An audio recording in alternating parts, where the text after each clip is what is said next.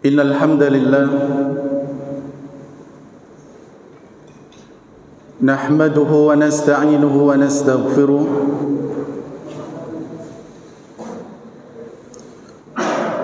wa na'udzu billahi min shururi anfusina wa min sayyiati a'malina man yahdihillahu fala mudilla lahu wa man yudlil fala hadiya lahu. أشهد أن لا إله إلا الله وحده لا شريك له وأشهد أن محمدا عبده ورسوله صلى الله عليه وعلى آله وأصحابه ومن سار على نهجه وتمسك بسنته إلى يوم الدين وسلم تسليما كثيرا أما بعد. Jamaah kaum muslimin wal muslimat rahimani wa rahimakumullah. Alhamdulillah, kita bersyukur kepada Allah tabaraka wa taala atas segala limpahan nikmat yang telah diberikan kepada kita. Demikian pula atas segala karunia yang telah dilimpahkan kepada kita. Dan Allah Subhanahu wa taala tidak mewajibkan kepada kita untuk menghitung nikmat yang telah Allah berikan. Namun yang Allah minta adalah agar kita mau mensyukuri nikmat tersebut. Karena di antara hamba-hamba Allah yang mau bersyukur kepadanya tidak banyak. Orang-orang yang mau bersyukur kepada Allah, mereka termasuk golongan yang sedikit. Sebagaimana yang Allah Subhanahu wa taala nyatakan sendiri, wa qalilun min ibadiyasy syakur. Dan masih sedikit dari hamba-hambaku yang mau bersyukur. Yang mau bersyukur kepadanya, kepada Allah Ta'ala itu sedikit. Bisa jadi yang dimaksud sedikit di sini adalah kurang sempurnanya mereka bersyukur kepada Allah. Mungkin banyak orang yang ketika diberi nikmat dia bersyukur dengan mengucapkan Alhamdulillah. Tapi dia tidak meyakini bahwasanya nikmat ini dari Allah. Kemudian juga tidak dia gunakan untuk beribadah kepada Allah. Jadi hanya di lisan. Demikian pula mungkin di antara bentuk sedikitnya orang-orang yang bersyukur adalah dari hati mereka bersyukur, tapi secara lisan dan amal mereka tidak menggunakan nikmat tersebut. Oleh karena itu para ulama menerangkan bahwasannya syukur yang sempurna adalah dengan hati meyakini bahwasannya nikmat itu dari Allah, tidak semata-mata usaha dari kita. Kemudian yang kedua, melalui lisan dengan memperbanyak ucapan hamdalah, memperbanyak pujian kepada Allah. Kemudian yang terakhir disempurnakan dengan menggunakan nikmat-nikmat tersebut untuk beribadah. Jamaah yang dirahmati oleh Allah tabaraka wa taala, salawat serta salam semoga tercurahkan kepada suri tauladan kita Nabi Muhammad sallallahu alaihi wa ala alihi wasallam. Bapak Ibu yang dirahmati oleh Allah, pada kesempatan yang terakhir kita telah mempelajari dan mendengarkan kisah di mana Nabi sallallahu alaihi wasallam keluar dari rumah beliau menuju ke rumah Abu Bakar As-Siddiq, lalu kemudian mereka di pertengahan malam menuju ke Mekah. Hanya saja mereka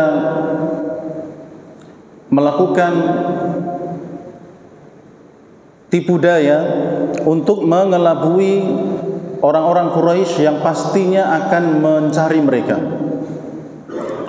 Ya, di malam hari di mana rumah Nabi telah terkepung dengan 11 orang yang mereka siap untuk mengeksekusi Nabi ketika beliau keluar dari rumahnya untuk melaksanakan sholat malam di Mekah seperti di Ka'bah seperti biasanya.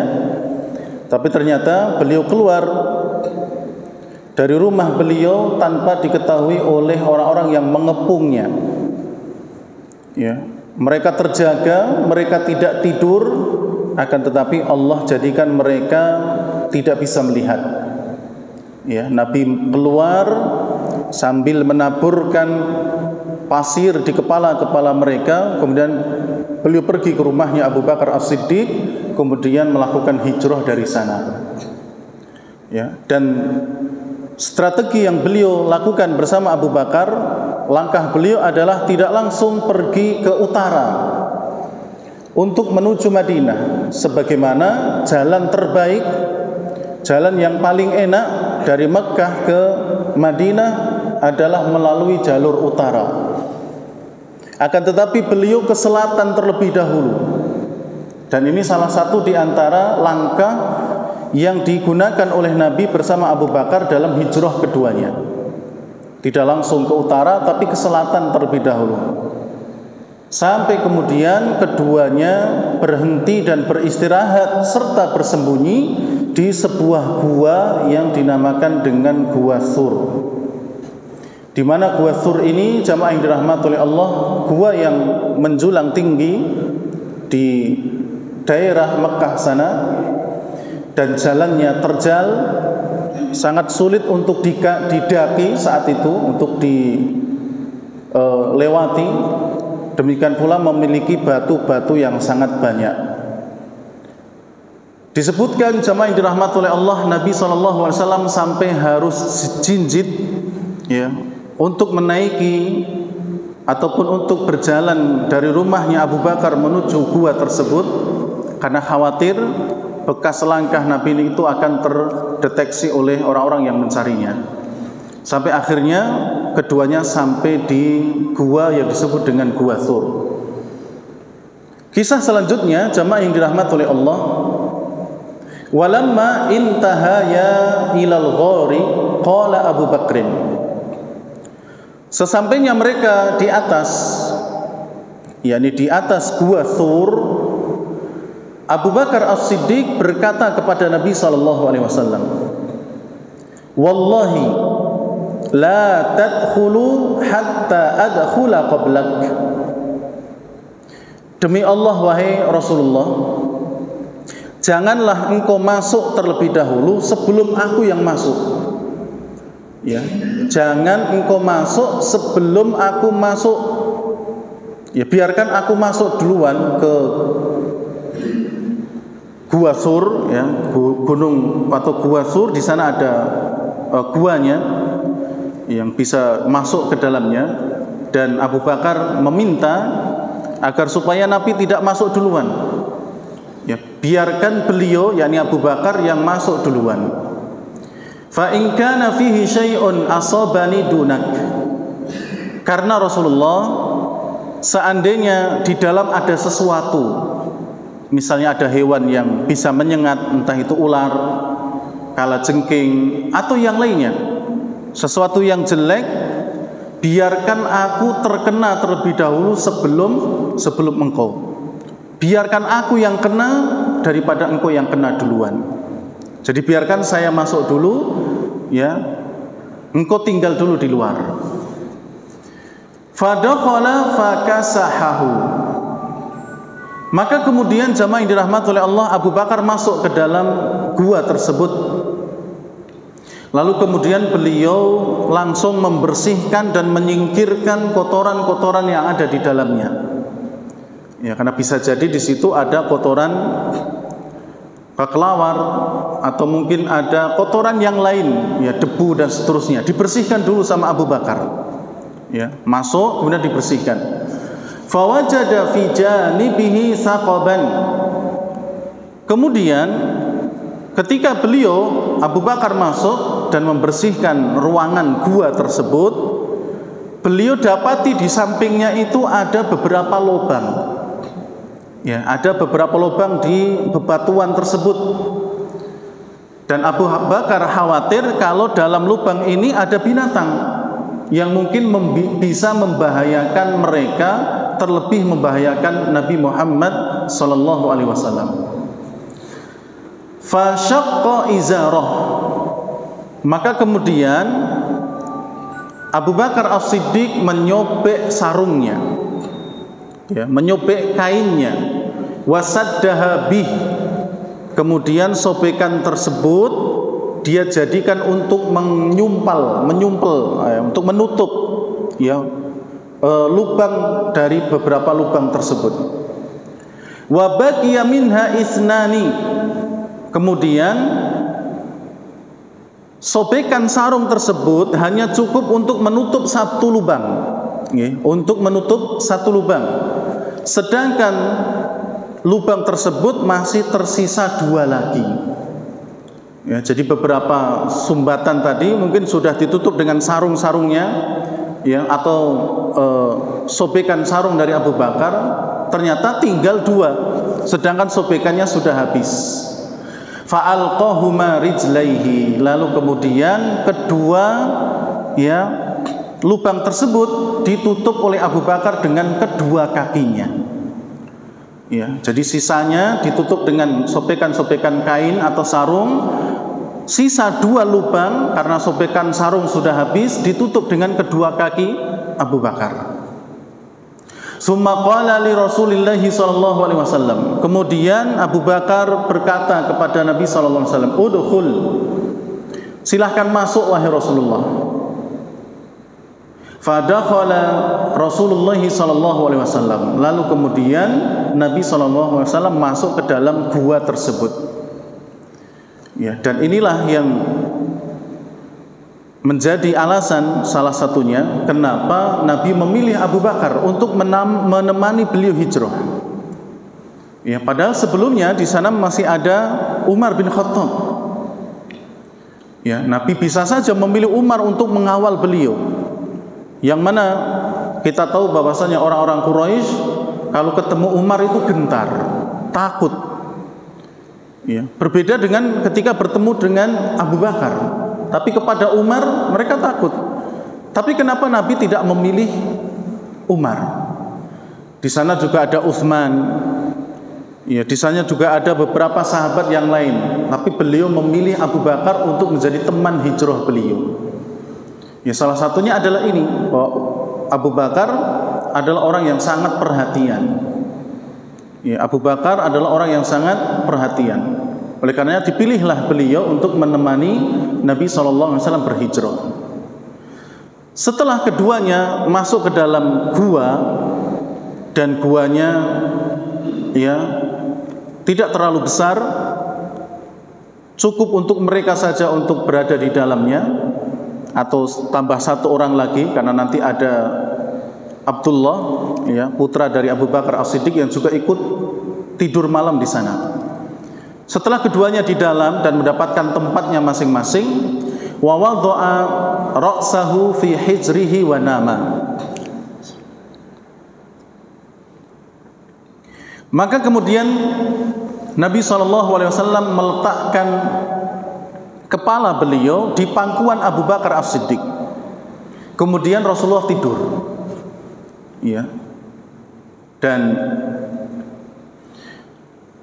kemungkinan besar, ya, beliau merasa kecapean dalam perjalanan tersebut. Ya. Kemudian lagi akan ada perjalanan yang jauh sehingga butuh istirahat yang cukup. Maka ketika sudah masuk, Nabi SAW meletakkan, ya, kepala beliau di pangkuan Abu Bakar, kemudian beliau tidur. Fa ludigha Abu Bakrin fi rijlihi minal hijr. Kemudian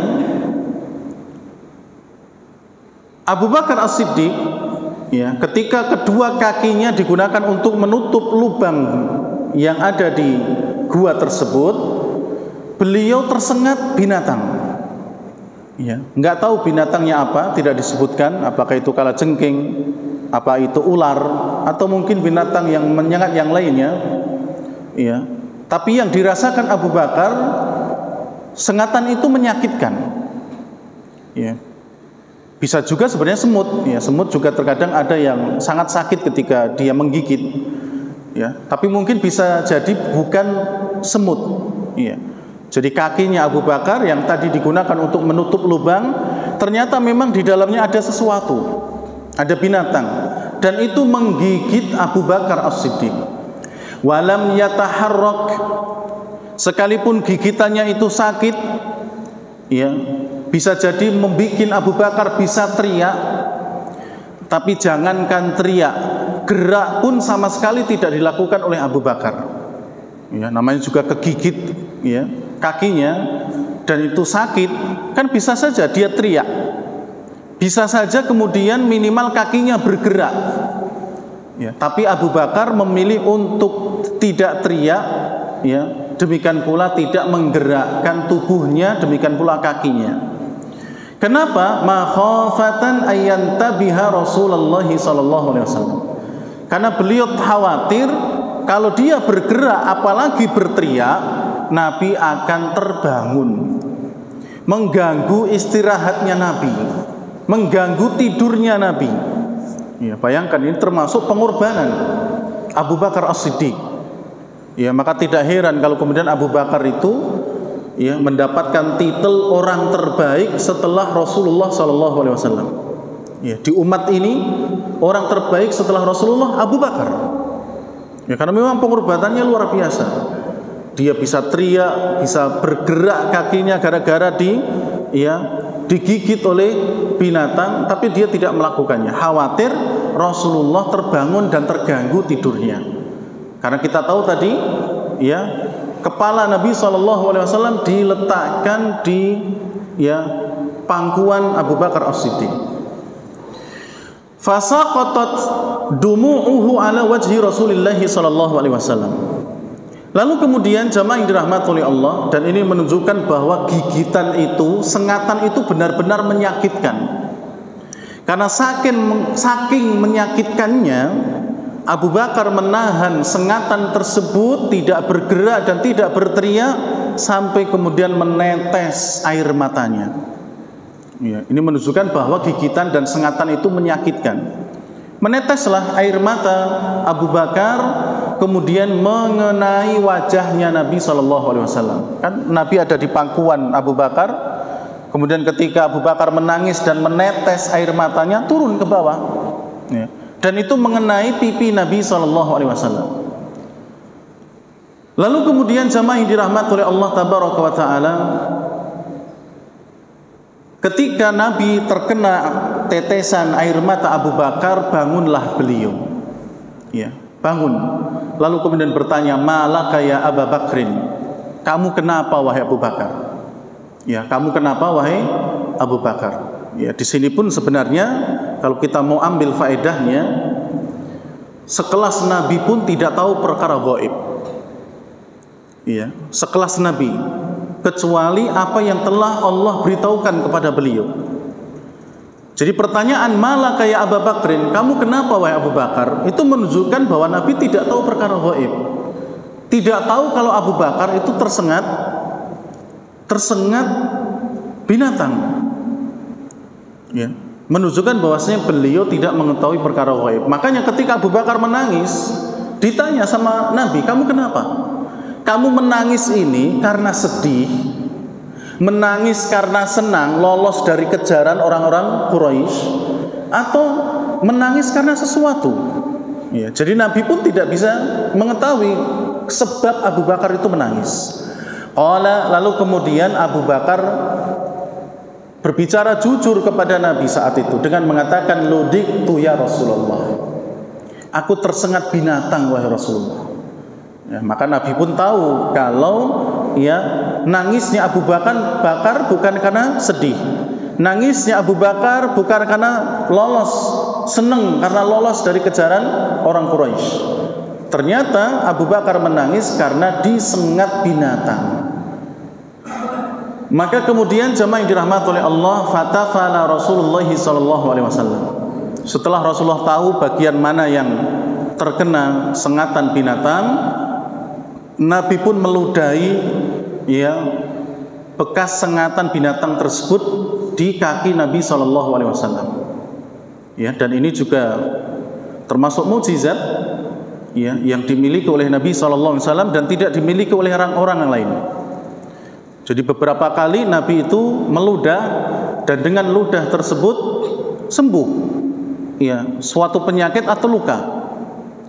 Ya, seperti di suatu peperangan ya Nabi SAW malam harinya sudah mengumumkan bahwa bendera ini aku akan berikan kepada seseorang yang cinta kepada Allah dan Allah cinta kepadanya.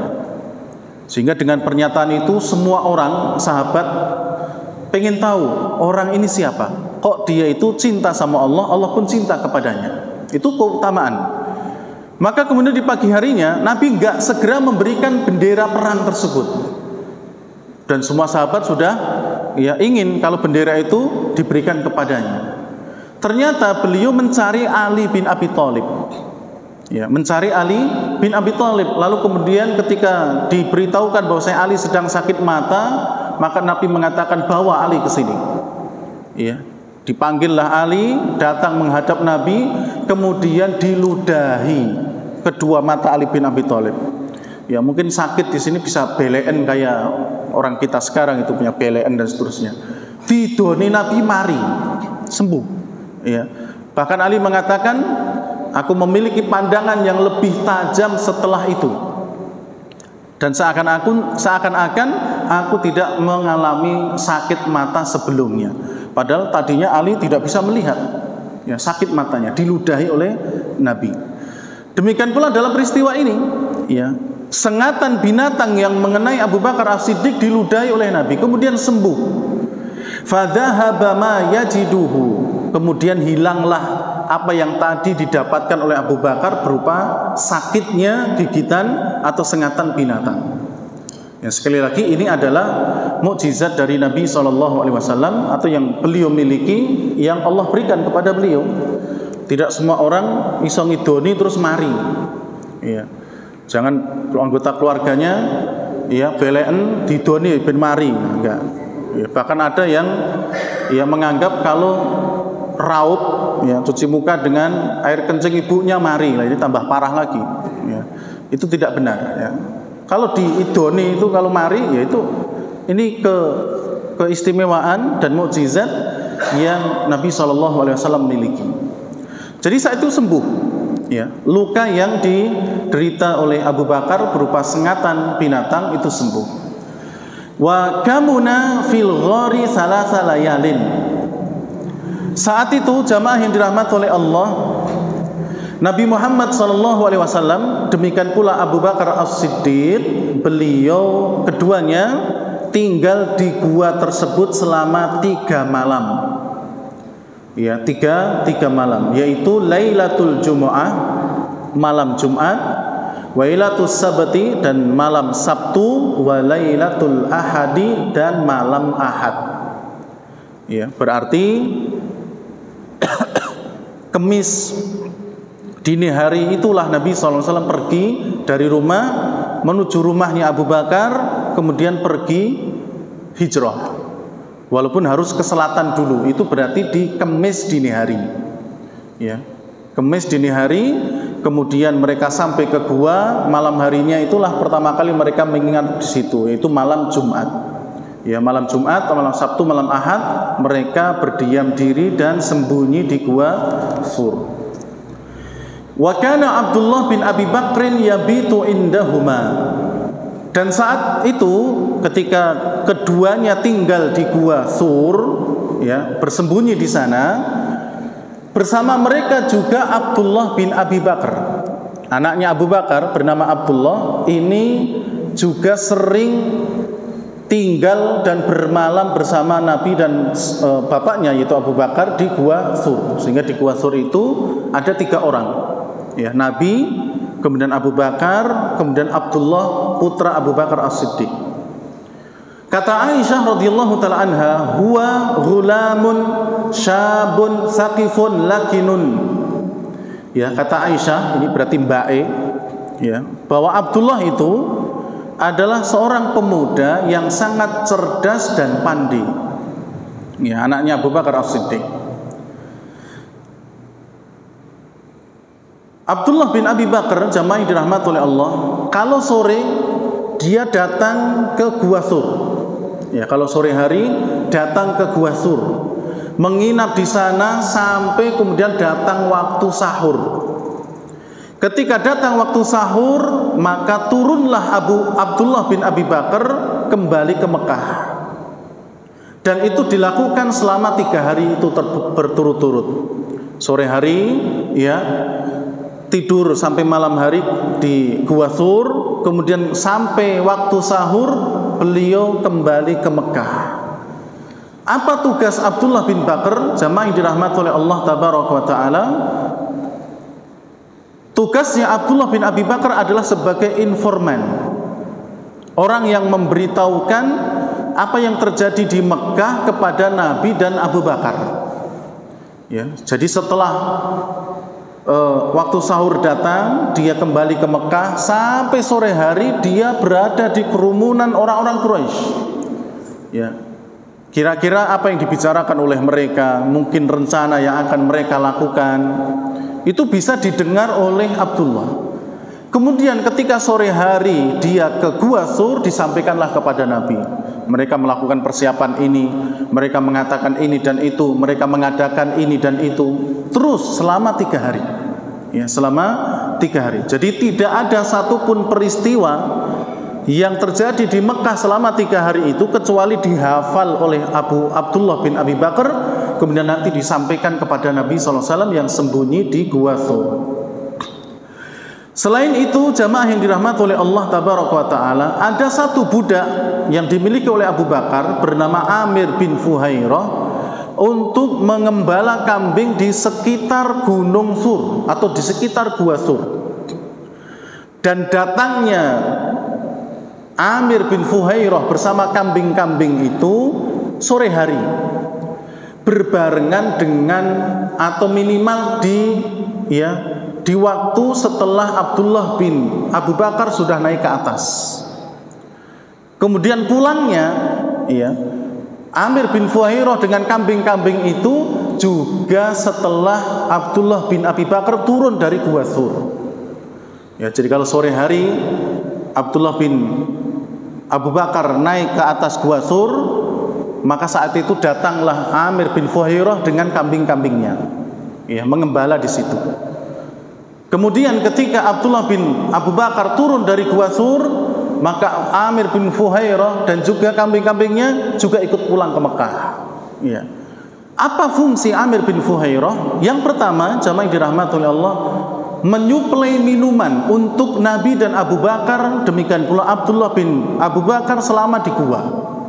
Jadi kambing-kambing yang digembala oleh Amir bin Fuhairah bisa diperah susunya.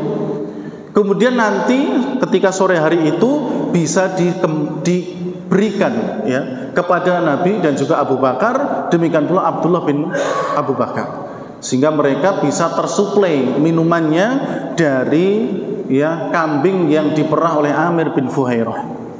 Sampai malam mereka minum susu, dan itu mungkin mengenyangkan bagi mereka sampai pagi hari. Terus seperti itu. Ini fungsi yang pertama. Fungsi yang kedua, Amir bin Fuhairah mengembala kambing di bawah bukit Gua Thur adalah untuk menghapus jejak Abdullah bin Abu Bakar. Ya, kan jejaknya kelihatan itu karena pasir-pasir.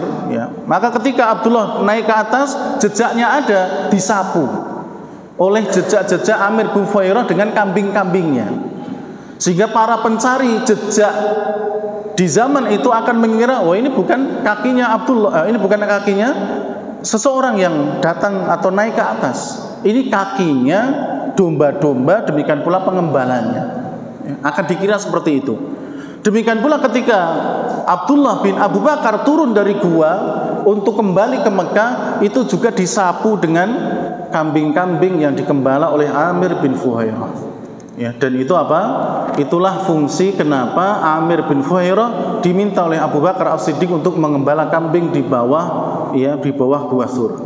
Dan ini memang sudah menjadi langkah mereka. Ya, seperti yang kemarin kita sampaikan bahwasanya Nabi setelah tahu bahwasanya parlemen Quraisy mereka memutuskan agar mengeksekusi Nabi, ya, dengan mengambil pemuda-pemuda dari semua golongan dan kabilah dan disenjatai dengan senjata yang terhunus, maka Nabi datang ke Abu Bakar rumahnya, kemudian menyusun rencana untuk hijrah. Kemudian jamaah yang dirahmati oleh Allah Tabaraka wa Ta'ala, amma Quraisy, ya, sekarang kita berpindah kepada keadaan orang Quraisy. Adapun orang-orang Quraisy, mereka semakin putus asa.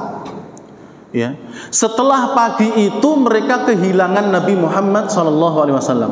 Ya, mereka sudah melek, melotot, nggak ada yang tidur, semuanya terjaga dengan baik, sudah mawa senjata, sudah ngepung rumah Nabi, sudah bersiaga di depan pintu rumah Nabi, tapi mereka masih kecolongan.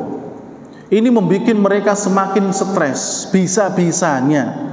Ya, kita 11 orang sudah mengepung rumah Muhammad, bahkan di depan pintu Muhammad kita siapkan orang.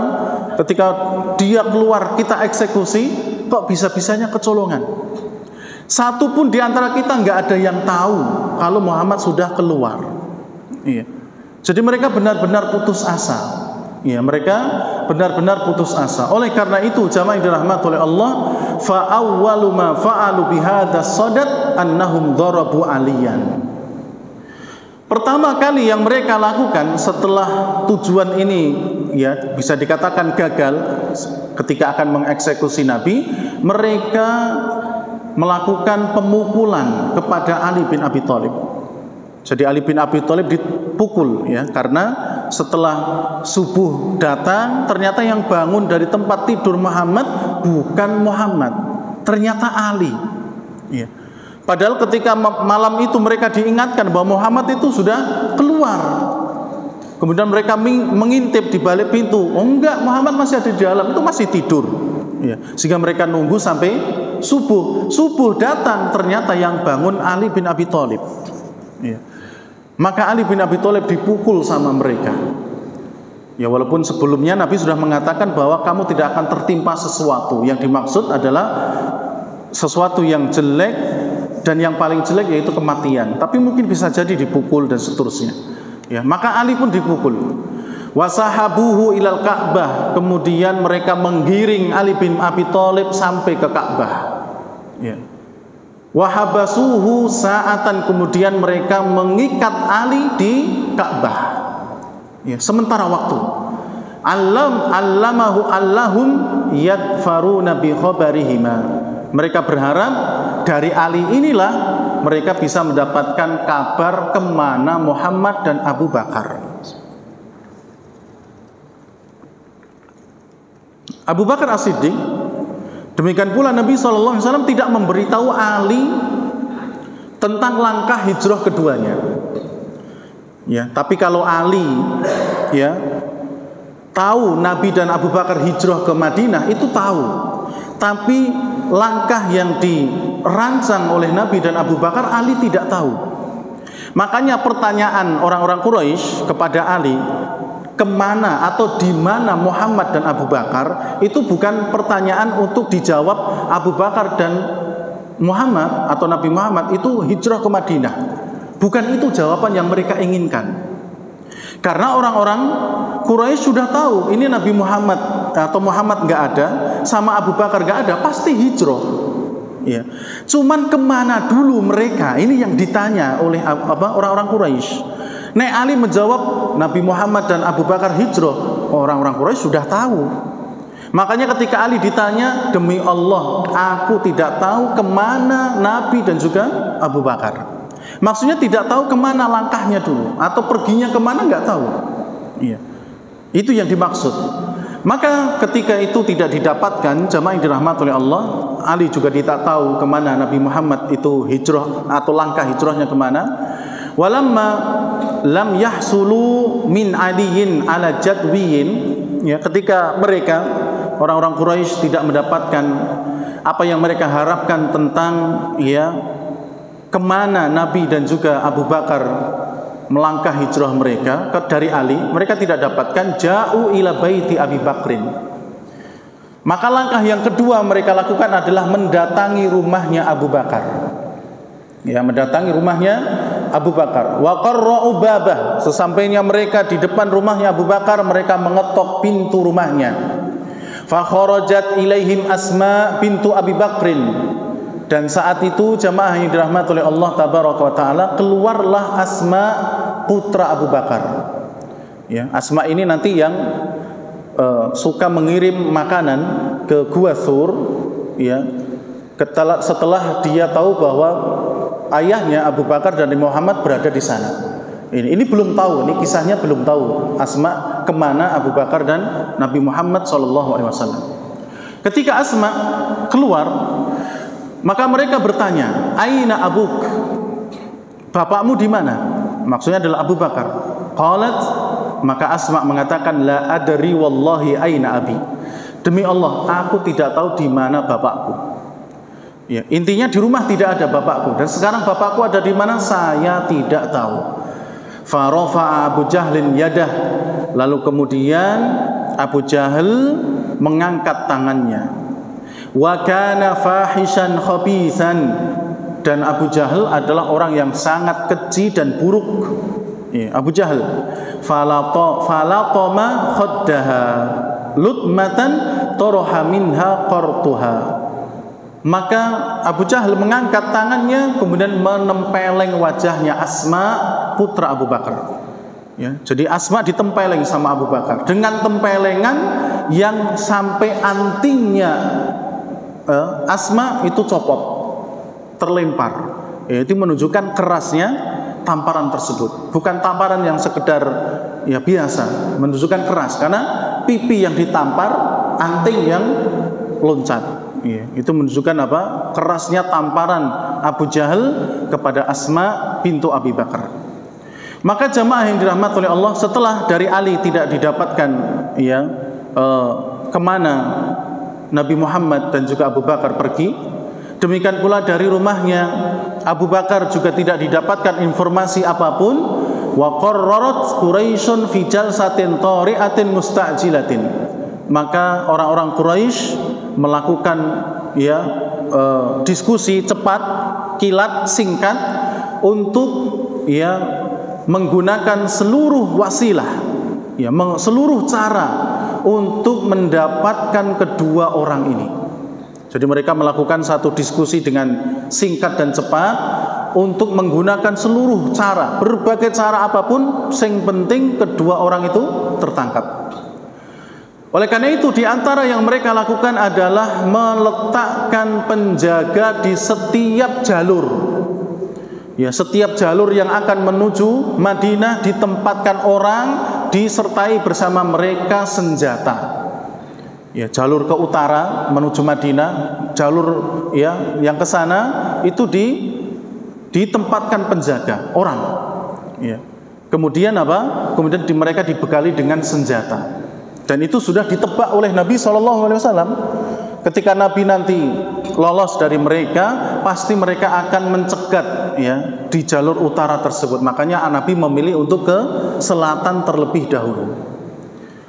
Kemudian jemaah yang dirahmati oleh Allah, cara yang kedua yang mereka lakukan yaitu Quraisy adalah dengan membuat sayembara. Membuat sayembara dengan hadiah 100 unta. 100 unta ini banyak. Dan unta saat itu adalah termasuk kendaraan yang mahal. 100 unta. Disiapkan oleh orang Quraisy bagi siapa yang berhasil membawa Muhammad dan Abu Bakar kembali ke Mekah di hadapan mereka, baik hidup atau mati. Pokoknya kalau mereka berhasil menangkap keduanya, hidup atau mati, dalam keadaan apapun, maka dia berhak mendapatkan 100 unta. Jadi sampai ada sayembara untuk menangkap kedua orang mulia ini. Maka wahina idin, maka pada hari itu jamaah yang dirahmati oleh Allah, jaddatil fursan, para penunggang kuda mereka bersemangat untuk mencari. Wal masyad, demikian pula para pejalan kaki mereka juga bersemangat untuk mencari Nabi dan juga Abu Bakar. Wa qassasul athar fit talab, demikian pula para pencari jejak. Ya, jadi mereka itu juga punya orang-orang yang ahli dalam mencari jejak, ya, jejak manusia atau jejak binatang dan seterusnya. Mereka bersemangat dari segala elemen, bersemangat untuk mencari ya Nabi Muhammad SAW dan juga Abu Bakar As-Siddiq. Wantasharu fil jibali wal widyan, mereka pun kemudian menyebar, ada yang ke gunung mencarinya, ada yang ke lembah atau ke wadi, ada yang daratan tinggi, ada yang daratan rendah. Lakin min duni jadwiyin wa bi ghairi aidatin, akan tetapi ya hasil yang mereka dapatkan itu nihil, tidak ada yang ketemu, ya, tidak ada yang ketemu. Waqad wasala al-mutariduna ila babil ghar, akan tetapi jamaah yang dirahmati oleh Allah, saat itu ada beberapa pelacak yang sebenarnya berhasil naik ke Gua Thur. Ya, al-mutaridun ini banyak, berarti tidak cuma 3, mungkin 3 lebih. Mereka berhasil naik ke Gua Thur, tempat di mana Nabi dan Abu Bakar bersembunyi di dalamnya. Walakinallaha ghalibun ala amri, akan tetapi Allah Subhanahu wa taala lah yang memenangkan perkaranya. Rawa al-Bukhari an Anasin an Abi Bakrin qala, diriwayatkan oleh al-Imam Bukhari dari Anas bin Malik dan juga dari Abu Bakar As-Siddiq, beliau berkisah, kuntu ma'an Nabi sallallahu alaihi wasallam fil ghar, saat itu aku bersama Nabi di dalam Gua Thur.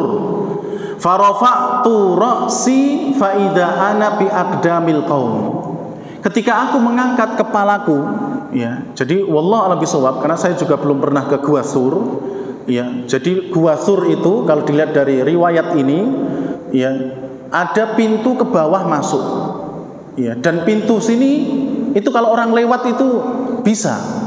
Jadi pintunya itu seakan atau lubangnya itu di bawah kaki orang atau di samping kaki gitu. Ya, makanya Abu Bakar mengatakan farafa'tu ra'si, aku angkat kepalaku, istilahnya ngindek ke atas. Ternyata di atas kepalaku itu sudah ada kaki-kakinya orang. Jadi pas gitu tuh kelihatan kaki itu kelihatan. Jadi orang-orang ini sudah muter di Gua Thur ini. Di situ mungkin ada lubang untuk masuk keduanya. Ya, jadi itu ada kaki-kakinya orang. Lalu aku berkata kepada Nabi, ya Nabi Allah, wahai Rasulullah, lau anna ba'dhum ta'ta'a basarahu ra'ana, seandainya mereka mau dengklok ke kepalanya, ya, nginjen ke bawah gitu, mereka akan lihat kami, mereka akan lihat kita, ya. Jadi yang dilihat Abu Bakar dari lubang itu kaki-kakinya para pencari itu, para pelacak. Andaikan mereka mau, ya, kayak orang rukuk gitu melihat dari bawah itu mereka bisa melihat kita. Itu kata Abu Bakar kepada Nabi sallallahu alaihi wasallam. Qala, lalu kemudian Nabi mengatakan, uskut ya Abu Bakrin, sudah diamlah wahai Abu Bakar. Isnani Allahu salisuhuma, ya, kalau ada 2 orang sedangkan 3-nya adalah Allah yang membantunya, sudah jangan khawatir, diam saja, tenang kamu. Atau dalam riwayat yang lain, ma dhannuka ya Abu Bakrin bisnaini Allahu salisuhuma, apa pendapatmu wahai Abu Bakar kalau ada 2 orang bersembunyi kemudian 3-nya adalah Allah sebagai penolong? Apa pendapatmu? Ya, maksudnya ya Abu Bakar sudah diam, ya, karena kalau Nabi sudah mengatakan demikian maka pasti apa? Allah akan membantunya. Dan benar, jamaah yang dirahmati Allah, orang-orang ini tidak tahu kalau Nabi dan Abu Bakar ada di bawah kaki mereka. Oleh karena itu disebutkan bahwa ini termasuk mukjizat Nabi SAW saat itu, ya, di mana para pencarinya mereka sudah mengelilingi Gua Thur, ya, tapi mereka tidak menemukan keduanya, ya, tidak menemukan keduanya. Andaikan mereka pun melongokkan kepala mereka ke bawah, itu pun mereka tidak tahu, karena dalam riwayat yang lain, ya, disebutkan bahwa Abu Bakar ini melihat mereka ini melongok ke bawah, ya, melongok ke bawah, berarti melihat ke lubang tersebut. Tapi kata Nabi SAW, tenang, ya, mereka tidak bisa melihat kita. Jadi didelok gitu, diamati, tapi kosong dalamnya, ya, di dalamnya kosong, ya, karena kata Nabi SAW, Allah menurunkan para malaikat dan membentengkan sayap mereka sehingga ketika mereka melihat kosong, tidak ada apa-apa. Padahal di situ ada Abu Bakar dan Nabi kita Muhammad sallallahu alaihi wasallam. Jadi itu termasuk mukjizat Nabi sallallahu alaihi wasallam, padahal para pencarinya tinggal selangkah lagi sudah mendapatkan keduanya. Kemudian jamaah yang dirahmati oleh Allah tabaraka wa taala, yang terakhir terkait kisah yang mungkin panjenengan juga mengetahuinya dan mendengarnya, bahwa kenapa orang-orang pencari Nabi yang ada di Gua Thur dan mereka sudah ada di atas tidak bisa mendapatkan, ya, mereka berdua? Karena ada riwayat yang menyebutkan di Gua Pintu itu ada burung merpati atau ada apa? Sarang laba-laba. Ya, sarang laba-laba menutupi gua tersebut. Maka para pencari, pelacak, ya, jejak yang sudah sampai ke sana, mereka mengatakan, andekan di dalam gua ini ada orang, maka pasti sarang laba-laba itu masih akan rusak. Ini masih utuh, bahkan seakan-akan baru. Ya, ini masih utuh. Kalau ada orang lewat, pasti sarang laba-labanya ini akan rusak. Atau kalau di situ ada merpati dan anaknya, merpati ini akan terbang. Kalau memang di situ ada orang, makanya mereka kemudian kembali. Tidak mungkin ada orang sedangkan sarang laba-laba itu masih ada di situ dengan baik, tidak ada yang rusak. Maka kata para ulama jamaah yang dirahmati oleh Allah, memang riwayat ini datang dari Imam Ahmad bin Hanbal, demikian pula datang dari riwayat yang lain terkait dengan merpati, kemudian juga sarang laba-laba yang ada di Gua Thur tersebut. Akan tetapi kebanyakan ulama menyatakan bahwa riwayat itu riwayat yang lemah, ya, artinya tidak benar, ya, artinya tidak benar. Walaupun memang ada sebagian ulama yang mensahihkannya, ya, seperti Al-Hafidh Ibnu Hajar rahimahullah, beliau juga termasuk yang membenarkan kisah tersebut. Tapi kebanyakan ulama tidak membenarkan hal tersebut. Alasannya yang pertama, karena banyak ulama yang mendhaifkannya. Kisah tersebut banyak yang dilemahkan oleh para ulama karena dalam riwayat ada satu perawi yang dinilai tidak bagus. Alasan yang kedua, dan ini mungkin yang paling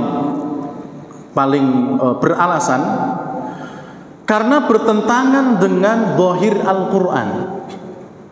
Bertentangan dengan zahir Al-Quran. Kalau di situ ada sarang laba-laba yang tidak rusak, atau ada burung merpati yang tidak terbang kalau ada orang yang masuk. Di dalam Al-Quran surat At-Taubah ayat 40, jadi kisahnya Nabi bersama Abu Bakar di dalam gua itu juga dikisahkan dalam Al-Quran, juga dikisahkan dalam hadis. Di dalam Al-Quran di surat At-Taubah ayat 40, ya, di sana disebutkan bahwa idh yaqulu li sahibihi la tahzan. Jadi saat itu ketika Abu Bakar melihat kaki-kaki orang yang mencari itu sudah ada di depan pintu gua mereka, Abu Bakar ini sedih, ya, tidak tenang, karena kalau mereka sudah sampai di sini berarti sedikit lagi mereka akan menangkap kita. Makanya beliau sedih, luar biasa sedihnya, sampai-sampai mengatakan, ya Rasulullah, mereka sudah ada di sini. Lau kutiltu ana rajulul wahid. Kalau aku yang terbunuh, aku ini siapa sih? Ya. Kalau aku terbunuh, saya nggak ada masalah. Tapi lau kutilta, tapi kalau engkau yang terbunuh, halakatil umat ini akan hancur. Ya. Kalau jenengan ditangkap, kemudian mereka benar-benar mengeksekusi jenengan, maka halakatil umat ini akan hancur kalau tidak ada jenengan. Tapi kalau saya yang dieksekusi, nggak ada masalah, yang penting jenengan masih hidup. Iya. Kalau cuma saya, kan gitu. Makanya kemudian Nabi dalam riwayat mengatakan la tahzan innallaha ma'ana. Wahai Abu Bakar, jangan khawatir, jangan bersedih, sesungguhnya Allah bersama kita. Ya, ini dalam Al-Quran demikian. Lalu kemudian fa'anzalallahu sakinatahu alaihi. Kemudian Allah menurunkan ketenangan kepada Abu Bakar As-Siddiq. Ya, ditenangkan oleh Allah Tabaraka wa Ta'ala dengan ucapan Nabi tadi, la tahzan innallaha ma'ana. Jangan khawatir, Allah bersama kita. Wa ayyadahu bijunudin lam tarauha. Dan ketika itu pula Allah mengutus pasukan-pasukannya yang tidak kalian bisa melihatnya, yang kalian tidak bisa melihatnya. Lihat jamaah dirahmati oleh Allah, pertolongan Allah ketika para pencari Nabi dan Abu Bakar itu sudah berada di pintu Gua Sur adalah dengan menurunkan pasukan yang tidak terlihat. Dan yang dimaksud adalah malaikat. Ya. Pasukan yang tidak terlihat itu malaikat yang dimaksud, sehingga bertabrakan andekan yang diutus oleh Allah adalah laba-laba yang membuat sarang. Kan itu terlihat kalau laba-laba membuat sarang, atau merpati yang sedang dengan anak-anaknya tenang berada di sarangnya, ya. Itu kan terlihat. Padahal ayatnya mengatakan wa ayyadahu bijunudin lam tarauha, ya, dan Allah menguatkan, menyelamatkan dia dengan mengirim pasukan yang tidak bisa kalian lihat. Maksudnya adalah para malaikat. Ya, maksudnya adalah para malaikat. Inilah diantara alasan kenapa riwayat bahwasannya di depan pintu Gua Sur itu ada sarang laba-laba yang masih utuh. Andaikan ada orang yang masuk pasti akan rusak. Atau ada merpati dan anak-anaknya berada di sarangnya, dia tidak pergi dan kabur karena ada orang yang masuk, ya, karena tidak sesuai dengan zahir ayat di surat At-Taubah ayat 40. Dan riwayat yang tadi kita sampaikan bahwa ketika mereka melihat ke bawah ternyata tidak melihat apa-apa, Nabi mengatakan karena Allah melindungi kita dengan mengirim malaikat yang mengepakkan sayapnya kemudian melindungi kita, sehingga mereka melihat ke bawah pun tidak akan melihat kita. Wallahu taala a'lam bishawab. Jamaah yang dirahmati oleh Allah Tabaraka wa Taala, jadi itu ya kisah di mana Nabi kita Muhammad SAW bersembunyi selama 3 hari, yaitu malam Jumat, malam Sabtu dan malam Ahad bersama Abu Bakar di Gua Sur. Dan insya Allah cerita sampai sekian untuk malam hari ini, dan insya Allah kisah di mana Nabi melakukan perjalanan menuju Madinah akan kita sampaikan pada kesempatan yang lainnya biidnillahi subhanahu wa ta'ala. Jamaah yang dirahmati oleh Allah, demikian apa yang bisa kita sampaikan, kurang lebih yang mohon maaf, dan kita akhiri subhanakallahumma rabbana wa bihamdik asyhadu an la ilaha illa anta astaghfiruka wa atubu ilaik. Wassalamualaikum warahmatullahi wabarakatuh.